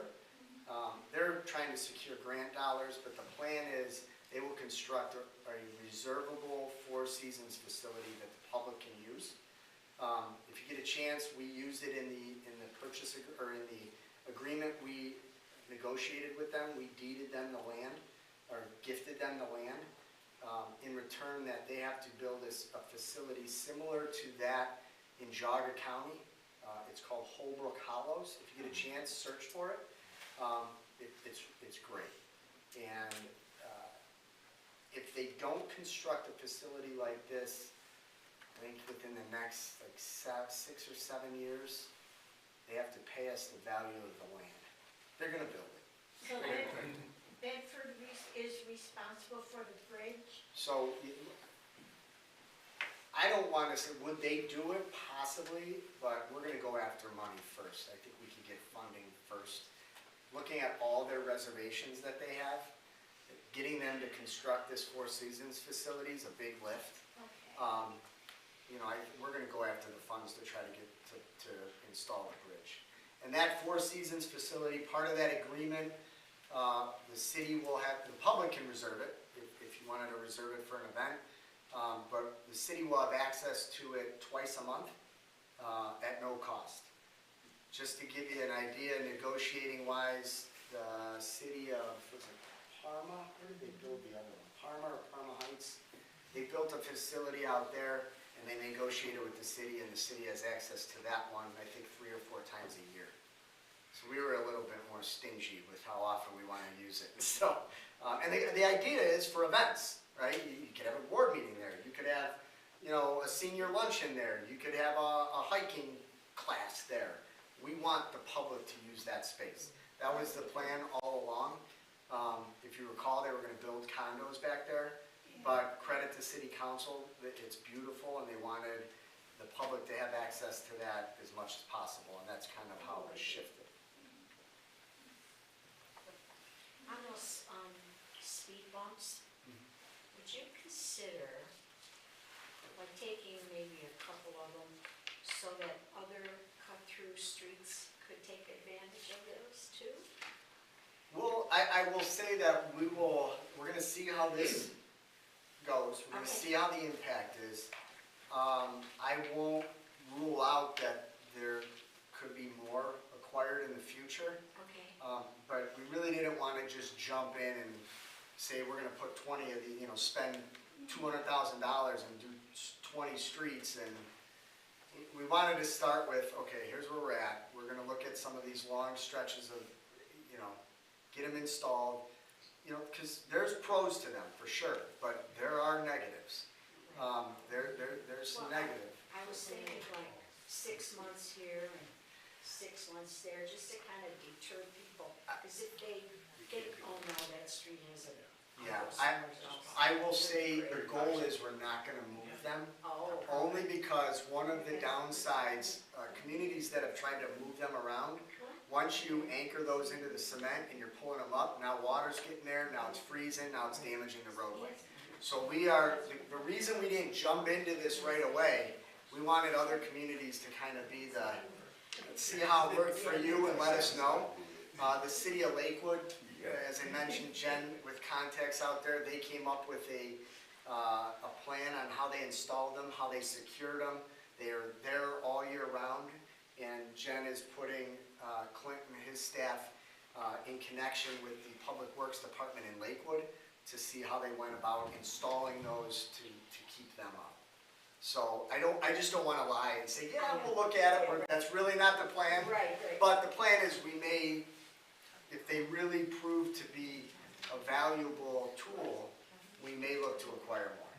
Great. One more question on the speed bumps. I can personally tell you they work good. I just drove through in Lakewood. They work real good, except they need to have the sandbag further than they're coming up. They work real good. If you get about your car, you will slow down. Trust me. Good. All right, signage. Got it. And talking about speed bumps, if anybody ever went to the Maltz Museum and the synagogue there, they have a parking lot that it's like a speed bump, but it's part of the whole parking lot. And it's like, I don't know if it's made out of cement or whatever, but it's not a bump, but you get to it, you go, whoa, I gotta slow. I mean, that's in a parking lot, and if anybody ever looked at it, I don't know who built it, designed it, but it was like very effective and not like, you gotta slow down before you get there. It's not like some of those in like shopping centers where Gotcha. Those are a pain. Yeah. So anyways, but yeah, you could tell we want them. By Sandy's house, not by my house. Had a question over there. Yep. I was wondering if anybody's doing anything about the speedway on Grand Park Boulevard. Grand Boulevard, I'm sorry. That's on one of the streets where we're gonna install one of the speed tables. Where's it gonna be put in? I'm not sure yet. I think it's a little further down, after the stop sign, but headed towards, What's that? Front of my house, yeah, I think it's just after Kenyon. down by your house. Is it gonna collect a By fine? your house? Go by your house. Oh, by my house, Is- that's fine. Is it gonna That's collect I what? can't even drive anymore, can't see. That's okay. Are they gonna collect fines for those, or? No. I mean, if someone goes over it fast, they may end up at Bubba's getting a new muffler. That's fine. Yeah, they don't cost the money. Bubba will put a sign Yeah. mufflers up there. But I think they'll have an improvement. It's very annoying from the time I moved here to this state we have it in now. And there's something should be done before somebody, or even before deer get killed or maimed. And I'm just very, I could sit there in my home, I don't know if you know where I live, but if I was in the garage and the door's closed, I hear all night long. I do know as far as Grand, and I've spoken to some others, there were some concerns about increased truck haulers. Yeah. So we are gonna have, I do plan on having a conversation with the auto dealers. I'm not making any excuse, but I think it is most likely, it could be some of the used car dealerships. Yes, And not the large, it's not good. because we brought it up consistently with the new car, the brand dealers. But we're gonna have a discussion again, and we're gonna try to. It's not right that they do what they do to us, because they wanna use our street, they cut from, I think they're cutting down from Rockside now is what's happening. Yeah, And, okay. and we're suffering for it, and, another, what was the other one? I would like to see more attention paid to the housing with the bad landscapes and cars that are parked in their yard and overflowing into the sidewalk and other things that are going on there. We never had this before, and I don't even know why we have it now. But Yeah. something should be done to keep the neighborhood as close to, as possible to the way it was. I remember when there were, I don't know if you, apple, with those crabapple trees were all down Grand Boulevard. And in the spring, when you drove down Grand Boulevard, you wanted to go slow because there was this pink on both sides. It was like a tunnel. I don't even know what flowers. And everybody took care of everything. Now, Well, I will, so, PD they're getting after the ticket. You can see some of the data on those. And if there's some habitual offenders, let us know, and well, we'll. there's a car parked on the sidewalk all the time at 199. Yeah, why doesn't the cops stop Why and don't give they, them a ticket? or the builder, Always, build a they're always highway. there. Why don't they give them a ticket? I don't wanna say they never have. I don't can think check. they ever have. And I then can check. Thomas- I'll check that. Okay. No, what does Thomas have there? Thomas is there. We have a new neighbor down the street that thinks they can have 25 trucks and fix the trucks in the backyard, and they got cars, they got place stuff all over the place. If you leave me your address afterwards, and we can look into Okay. it. If I Thomas and maybe standing over the edges. We can Yeah, look she into knows it. what I've she thrown knows. it in several times. What, have you talked about them, or done anything, because, put up a fence, we have all that crap back there, put up a fence or something. If you leave me a. Okay, I don't, Just yeah, needs I mean, one more, it's Come terrible. one more. I got you. Okay, go, that's it. Anybody over here? Who did I get? Okay. I live on Tarbell, and I want to thank the police department and safety departments for what happened a couple months ago, 6 weeks ago, whatever. Domestic violence situation, seeing all those units and the weapons and the people, it was a little scary, but everything turned out wonderfully, and so I definitely want to thank you so much, because that's definitely the end result that you want. I've also been hearing in the news about thefts and carjackings and something on the west side, kids slamming themselves into garage doors, stupid stuff like that. Is the city experiencing anything like that? No, actually, as far as carjackings, no. I will say something, because I did have a conversation with someone today, and I apologized. I've known him for a long time, close friend. But I was a little amped up early this morning because I got a voicemail, and it's like, I don't want to park over here because my car's going to get broken into. And I said, well, you know what? We checked the police reports, and a mile radius of that location, there hasn't been a vehicle break-in in over 5 years. So I called them, I said, that bothers me a little. Why would you say that? Well, I see things going on in the what, but it's not happening in Bedford right now. Why would you? So, I later apologized, we're friends, and I go, and he's like, well, I was just frustrated. I don't want to, park over there. I said, okay, that's a better reason, not, because your car was going to get broken into. As far as carjackings, and Chief could speak more to that, but no, we're not experiencing any of that. I will say that there is something, I have not had a chance to watch it. I think Channel 3 is doing a special, I don't know if it's a podcast or something, or one of those, but it's something like the alarming increase of juvenile crime that's going on in the city of Cleveland and some of the other communities. I'm not going to sit here and say it's never going to happen here, but we're not experiencing what you're talking about. But there is something, they were just talking about it early this morning on the news. So I'm going to watch it just because I'm curious, but it was titled something along the lines of the alarming increase of juvenile. I'm not going to say, I'm not going to stand up here and pretend like we're going to solve that. I will say the lack of consequence, this is my personal opinion, that's a problem. When there's no consequence, it's a problem. And I'm going to leave that at, I'm not going to keep going on that. Just kind of a follow-up, any issues with the legalization of marijuana? Because I go on walks and I'll smell it occasionally, but any car DUI issues with that? Not that. Bakeries? No? We've cited several with possession of marijuana. Most of them are under the age of 21, which is a restriction. But we have cited several people with it in recent months. But no increase in accidents or anything like that? None that I think I can attribute to that. Could I follow up on that? So just in relation to the car break-ins, we do have a fair share of them. But what I can tell you is most of them are people leaving their car doors unlocked. And it proves to be a crime of opportunity. People will walk up and down and check door handles, and when they find an open one, they go in. Very rarely do we get them to where they actually force entry into a vehicle. So, if that's something you're concerned about and stress it with your neighbors, just make sure you lock your doors. I know people forget, and I forget at home as well. But I would say probably 95%. If a neighbor tells you their car was broken into, it's because they didn't lock the door. So.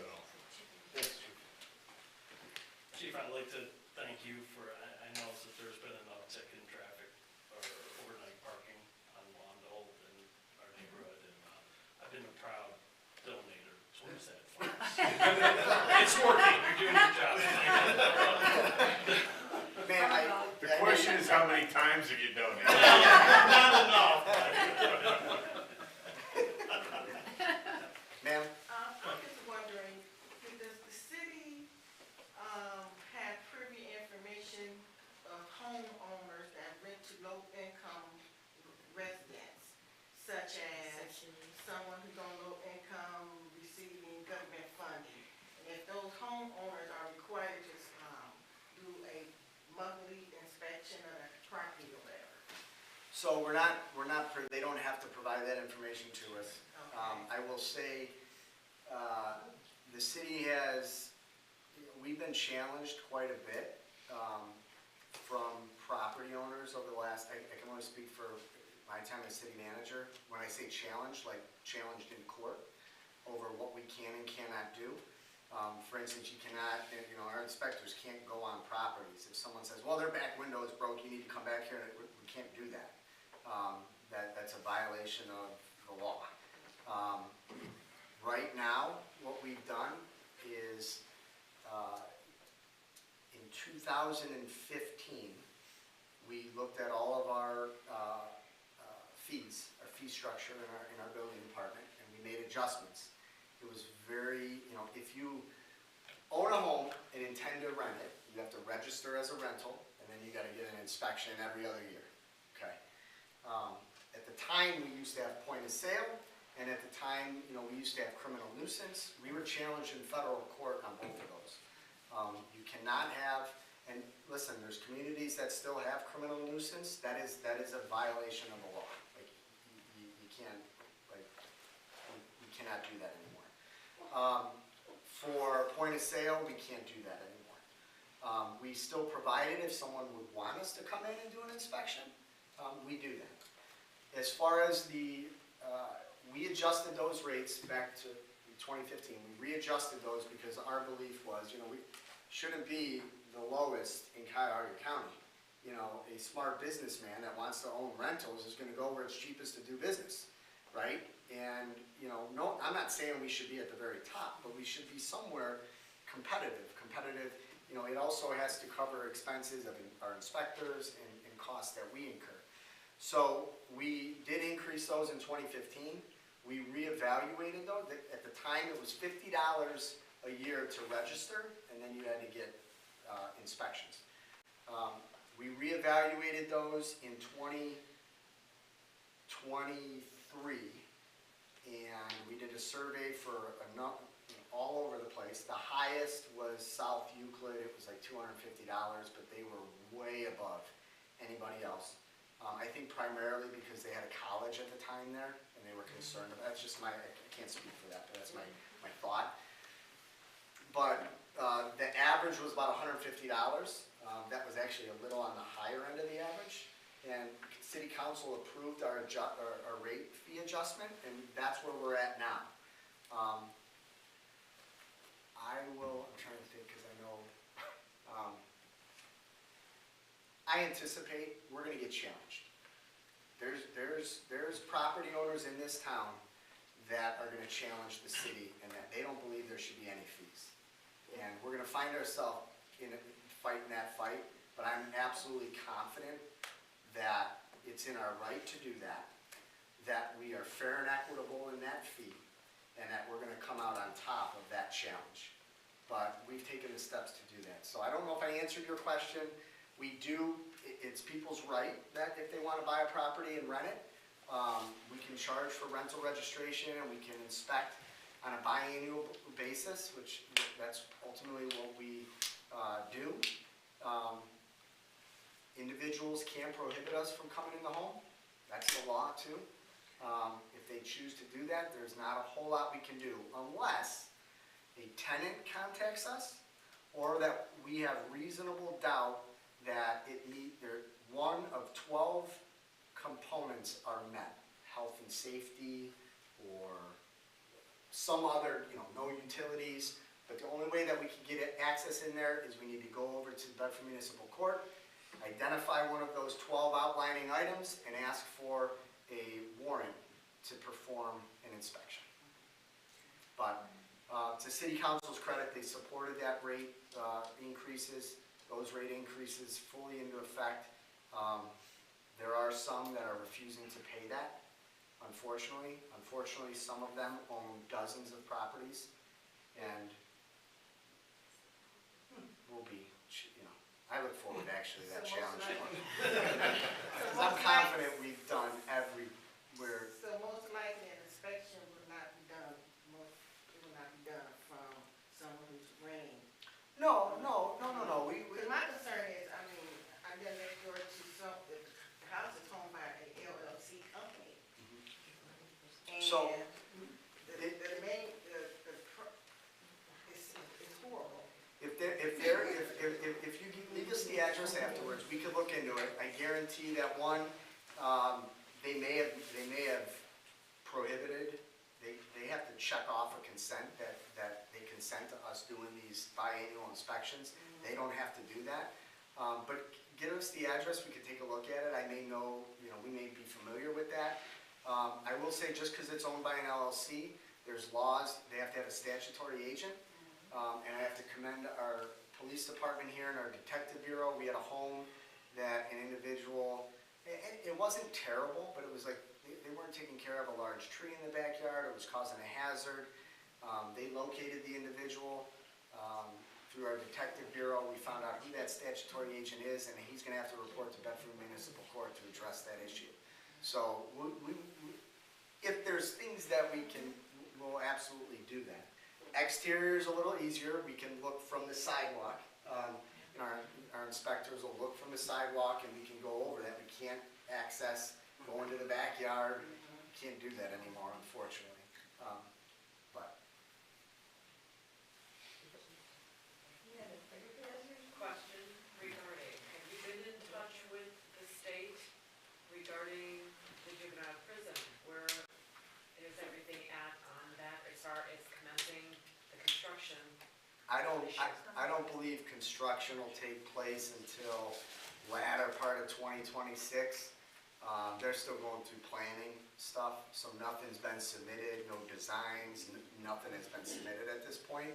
I don't see anything getting submitted until maybe 26, which means you're a year out from, or at least a good 6 to 8 months out from a construction cycle. So what initially might have been 2027, this might not be till 2028. I can't, but we haven't. Because their idea was to try to get started in 2025 to be ready to open in 2026. Yeah, we haven't received anything as far as, they were just going through design work, so, and we haven't received anything. I'm sorry, he hasn't gone yet, Go ahead.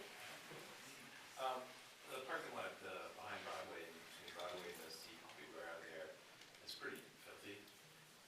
I'm thinking a lot of it comes from the bar that's right next to it, but I'm not there at that time of night. And so I think that's city owned, correct? Yes. And it's in, so, one of the things that we've talked about, to answer your question, we think we know where it's coming from. And a discussion needs to be had with that business. I don't wanna call them out on camera, so. But we're familiar with that. Actually, Clint brings it up. We talked about it at staff meeting. A couple times Billy has gone down there and cleaned it up. It is city owned.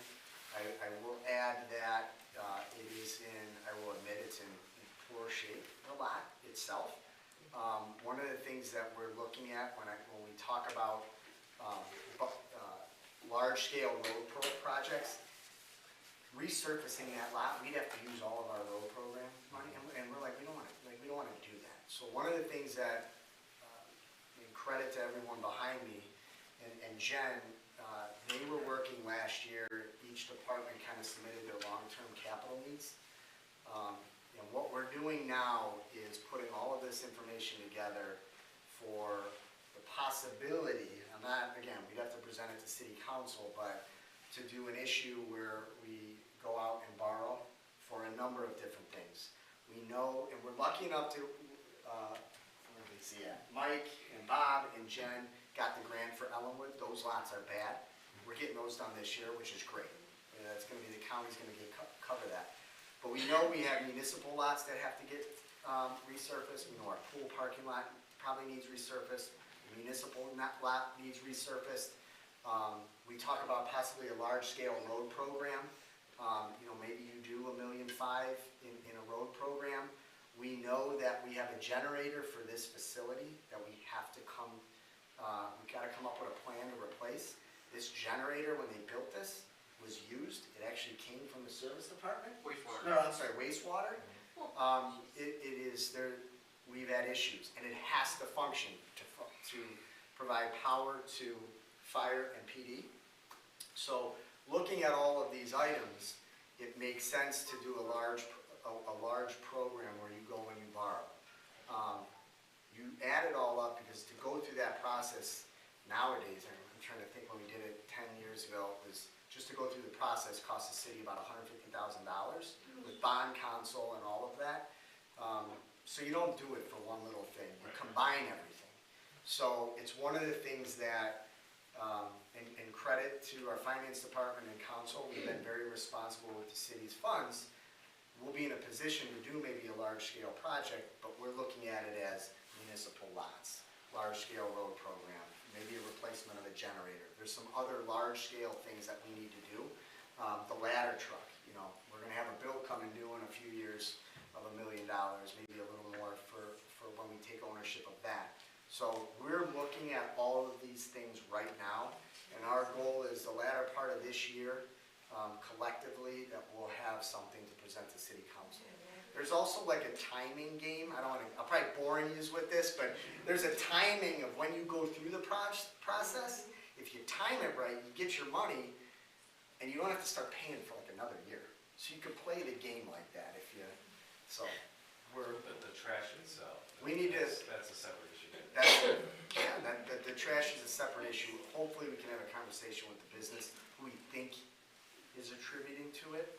I can talk with you after if you want. I think I know what it is too.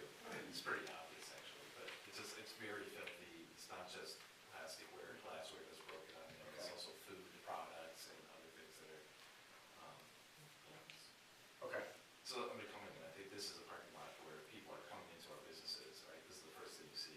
And it looks like, It was terrible. okay, noted. Hey, let me do something here. Yeah? Mike, if some folks like this stand, just give a couple of opinions, please. Observation, please. Sure. Okay, fine. I want to say thank you to the service department. The snow plowing for this year was done very well. I appreciate the timeliness of them being out there during various times. I was very happy. I also noticed that there have been a lot of water line breaks, and they've been out there addressing those timely as well.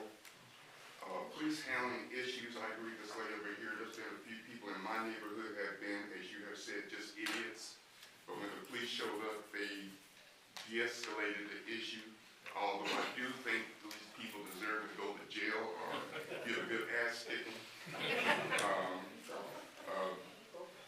But the police did de-escalate the issues every time I observed it. And I do want to say, you had called and conveyed that message to my office, and I did share that with PD, so I appreciated that phone call. Well, the police, and I'm one of them that may be critical of them, but I see something good, I want to stand up for that as well. Now, school zones is a great concern. I'm seeing these cars go through there, and particularly over here at the Bedford High School, I'll see a police car parked over there where the Chanel area is. I'm going through the school zone at the right speed. People passing me, the police car is not stopping. They're not stopping. I'm just saying, I'm frequently coming through there. Now, also when I'm frequently coming there, there's not a police car there to stop me. So that's part of the issue. I also want to say that a lot of communities are so concerned about the school buses are having cameras installed because of these cars are just not paying attention to the safety of our children, which is also to my concern. Why aren't there more police out here dealing with these knuckleheads speeding through school zones? I also want to talk about, when you brought up the information about ticketing, citations, how many of those are ticketing or citation people being on cell phones? Because as far as I know, that has taken place where you can start doing it now. I like to see it broken down in categories, that kind of data, in terms of what those tickets and citations are encompassing of. I'm also concerned about police safety. Too many of these cars got dark windows. And I can see a police officer being very concerned, trying to do their job, where they're approaching a car with dark windows. I'm concerned when I'm just driving up next to them. And I'm not sure why they need to be so dark. I mean, we're in Northeast Ohio where you barely get very little sun. But you got these people out here, loud music, dark windows. But like I said, I'm concerned about the police officer's safety with so many cars with these dark windows. Are they illegal? Yes. Hey, I'm gonna leave it up to the police officer to figure that out, but I'm concerned for their safety. Is that another question? Yes. Okay. Yes. Like I said, I'm gonna quickly get out of here. Now, we got a history of tall grass. I'm just trying to. Yeah, but I'm getting out of here real quick. We got a history of tall grass. You guys know pretty much these properties that had the tall grass. I did talk to your assistant, and I was calling almost every day with 3 houses I was giving a list to. You got on it and made a difference. So you did back up when you told me to give me a call. You did address it, and I appreciate that. But also concerned about when we have activities down here at the square, we gotta make sure we got enough trash cans out there to deal with the trash. We need to make sure these people who wanna buy, food from the vendors aren't lining up out in the street where cars gonna be, challenged to get around them. And we need to also make sure that we show a presence of offering to protect the people who want to be there, which means we got staffing. You talk about the viaduct perhaps linking up and bringing in $10. Well, two things on that. You gotta have people feel comfortable that say they can come there, and number one, there's something they want to come to. If there's nothing in downtown Bedford that they want to come to, they're not gonna come regardless. That's my speech, thank you. Anyone over here?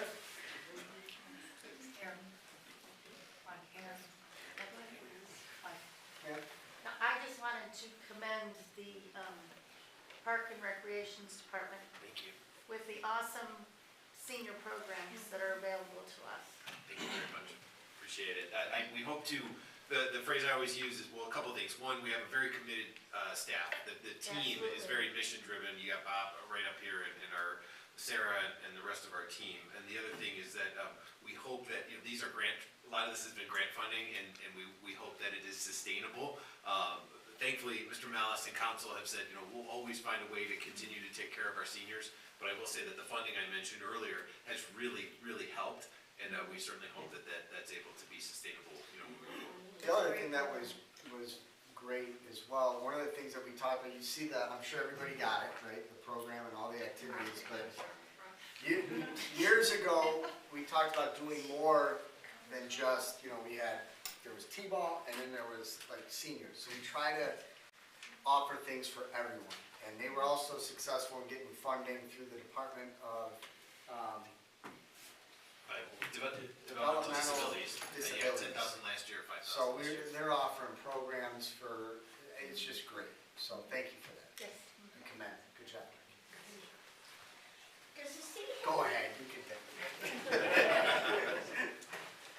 I've noticed graffiti around town on buildings.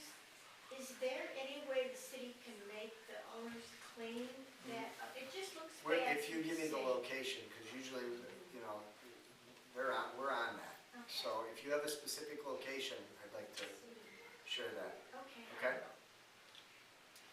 Does Bedford have any plans to control the deer population? No. It's never gonna be controlled like, it just isn't. I'm not gonna, we, as far as deer calling program, the Metro Parks calls, we talk about one of our greatest assets being the Metro Parks. Well, this is also, I think, some of the things that comes from that. I was going to church a couple Sundays ago and I counted 17 together. Mike? I did talk, because I was supposed to have some handouts for tonight, because most of y'all know me, I for years and years have been begging residents not to feed them. So there's a bunch of diseases going on right now, and we do have fines, but it's real hard for, we have one guy, one animal control guy that's getting out there. So I personally had a neighbor that was, had a cookie sheet full of fresh apples and hand feeding them. Well, then they started eating other stuff. So if you see something like that, I know it's bad to call because they're destroying things that they normally, and when you feed those, you're hurting them because that's not natural. Apples, corn, it's not, and I have a whole thing. Mike, I did talk to someone and they were supposed to be here tonight from Metro because there's a bunch of diseases. It has not hit Bedford yet, but just talking about, yeah, normally their poop can be okay, but there's diseases in it. They're carrying E. coli, all kind of stuff. So when you have that out in your yard and you're mowing that and it's coming up, so people that are feeding, I'm begging you, stop doing it. If you know someone Because too pollinators, that, if you yeah. know someone that is feeding, let us know, call us, an email, Because it's a big fine, it is a big fine, so we've gotta start doing it to protect our country. Yes, so, heading into year 3 of ownership on Flora, I want to say thank you to Sandy and everyone, it's been great so far. Thank you. One small issue I have is the former Mazda dealership between Flora and, I can't remember, this Greencroft, I believe? Yes. They have not really done a lot of maintenance relates to the building or landscape. But what they have done is installed a security system that screams about calling you guys Yep. anytime a mouse runs across the parking lot. So that is annoying. I mean, super loud. I mean, I keep my windows open in the summer, let you enjoy the air, and that makes it oppressive 24 hours a day. Well, I will say, so it was purchased by a national used car company. They have not presented anything as far as their plans. Last we heard, they still intend to do that. They own it. We're familiar, I'm familiar with it. I talked to Sandy about it, and we're gonna try to come up with some. I mean, even if it's just off hour, you know, like I can, during the day, sure, whatever, I understand you want to deter any vandalism issues, whatever, but like at 3 in the morning, it's not. That is. So, cool, thank you. Yep. Anyone over here? Everybody? I just have one final comment. I would like it if the tree department could put some trees on Ennis. We used to have real huge trees and it was pretty, but they've been taken out and it just looks bare. Okay, yeah, I don't know if I don't think that was on our. It's not on the, Not on the list this year. the last grant planting, no. As far as trees, we've been successful in getting county funds to plant, is it 50 or 100? 150. About 150 trees. We've done it the last couple of years. We planted some in the fall, there's gonna be some in the spring. Obviously, the county wants to increase the tree canopy. That is not on the list, I'm not gonna lie to you. I don't know if that funding will be available again, but we can, we can look at that. Clint and his staff and our arborist looks at the streets and the areas that we have to replant. So it could be coming up, I don't know, but we can check that. Okay, thank you. Anyone else? Yep. To the haters of Ward 1, knock it off already. I don't know who you people are, but enough is enough. You know, every time something happens, it's on Facebook. Oh, look what happened, look at this person, blah, blah, blah. If they would use that energy to do something about what they're complaining about, maybe something could get done. But the haters are just. Thank you, Linda. Thank you. Yeah, enough is enough. Grow up is what I have to say. The last one was ridiculous. Got it. I don't know, I'm not a. That's Not a social That's media why I'm not on expert. there. She knows what I I'm don't let it Yeah. shift my focus, so. But there's certain people, I don't know who they are, I know their names, but I don't know who they are. And- Understood. Enough is enough. You don't see them Understood. here. You don't see them at fundraisers. You don't see them working and Probably not. volunteering or Meals on Wheels or Right. any of those places. Yeah, exactly. Anyone over here? No? Going once. Yeah, going once, twice, we'll hang around after. I do have one thing to say. As a longtime resident, I get to sit on this side of things. You know, I worked for another place, for another city, another well-run city for a number of years, a whole career worth. And I was getting ready to retire. An opportunity came up to work in my home city. And I thought I'd just stick around for a little bit to finish up my time that I needed in the state. But, you know, the city is doing really good things. And it's someone who's been experienced in this, doing a lot of projects for another city, things that are worth the time, and they're doing it smartly, folks. They're going after grant money. We have Jennifer over here, who's an amazing economic development person, writing great grants, finding them, seeking them, writing them. There's a lot of work and time that goes into that. Mike Callahan with our recreation department doing the same thing, really getting it. So, you know, like she said behind me here, and there's so much background stuff going on that people say, but the real ones are the ones going out there helping their neighbors, doing things to help their community. Yes. And I'm sorry, Mike. I just want to state that there are great things going on. This body of people sitting in front of you are good people, and rather than just kicking my feet up and taking it easy, I'm committing myself to working some more, to help see some of these things through and to be part of it, because there are great things We're going trying to on. keep Bob around as long as we can. Yeah. That's a great asset to this department, Thank to you, this Bob, city. I appreciate that. It's worth saying. one last thing, and I usually mention it at the ward meetings. We got some great community organizations in town that need volunteers. If you're looking for volunteering, or if you know someone that wants to volunteer, it doesn't necessarily have to be, working an event. It could be just, stuff going on behind the scenes. We have a care program now that we're part of. If you don't know about it, I don't want to talk a lot about it. Ask Bob or Mike. It's a program that council has supported Bedford to join, and it provides our seniors an opportunity to, get volunteers to help them with their day-to-day activities that they may not be able to do. And it's all through volunteers that are fully background checked. I commend obviously Bob and Mike for bringing it to the table and the staff, but council for supporting this. We want people to stay in their homes as much as they can, and if there's little things that this program can help with, they should do that. There's volunteer efforts there. Just help community groups. They do a lot of great things in this town, so if you know people, help those groups out. So Who do you call for that? talk to one of these individuals and they can share that information with you on the care program, okay? Sounds good. Thanks everyone for coming, appreciate it. We'll hang around for a couple minutes. Thank you. I just didn't pay them to say that.